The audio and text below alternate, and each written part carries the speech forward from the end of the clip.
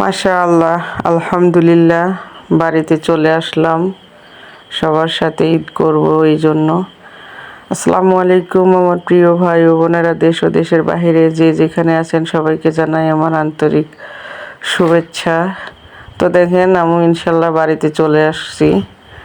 আর আমার বাড়ির যে অবস্থা দেখতেই পারছেন, আমরা বাড়িতে খুব কমই থাকি, বছরে 2-1 বার আসি।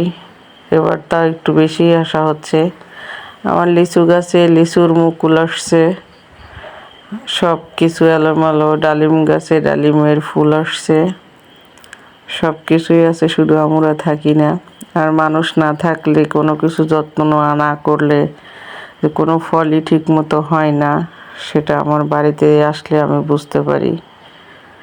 আল্লাহ রব্বুল আলামিন সবাইকে সব কিছু দেয়, আবার সবাইকে কিছু দেয়, কিছু রাখে। যেমন আমি ইচ্ছা করেও বাড়িতে থাকতে চাইলেও পারি না, থাকতে হয় দূরে। তো দেখুন, আমার লেবু গাছে লেবু আসছে।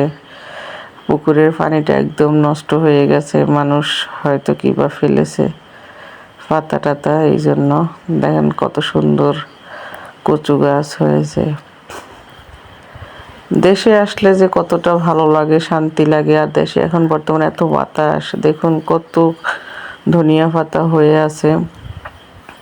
অথচ আমরা শহরের বাড়িতে কিনে খেতে পারলে অনেক খুশি হই, এখানে বাড়িতে পড়ে আছে, খেতে পারি না। মাশাআল্লাহ, অনেক হয়েছে। আর এই চুলাটা আমি জানুয়ারিতে আসছিলাম, শুধুমাত্র একদিন এক ভাবিকে দিয়ে বানিয়ে নিয়েছিলাম যে লাকড়ির রান্না খাবো।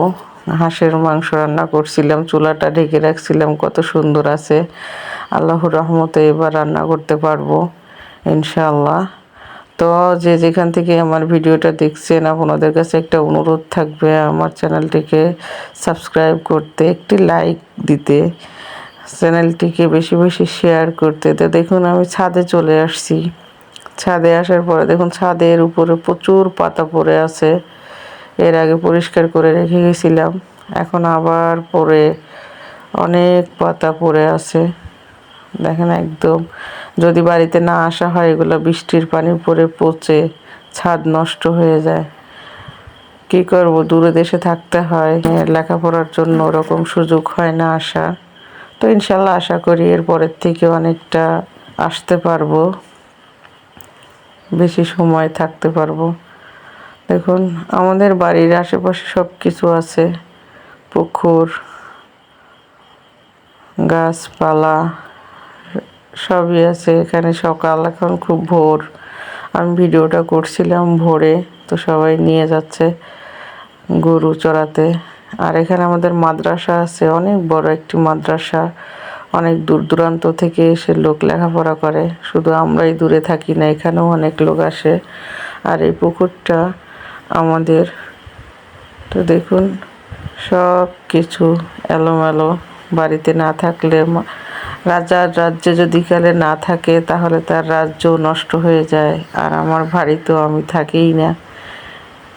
ছাদের পাতাগুলো আমি এখন কুড়িয়ে নিচ্ছি। আমার মেয়ে এদিকে খেলাধুলা করছে। আসার পরে অবশ্য টাঙ্কি পরিষ্কার করে ফেলেছি। তো দেখুন, আমি ছাদটা কুড়িয়েছি, আমার 2 বস্তা পাতা হয়েছে। ইনশাল্লাহ আমি রান্না করব আমার ওই চুলাতে এই পাতাগুলো দিয়ে।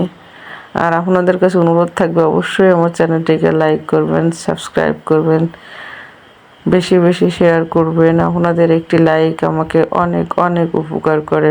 এখানে আমরা সবাই আসছি কারো না কারো, কোনো না কোনো ইচ্ছা পূরণের জন্য। তো আমি আল্লাহর কাছে বলবো, সবাই যেন আল্লাহ তাআলা মনের আশাগুলো পূরণ করে।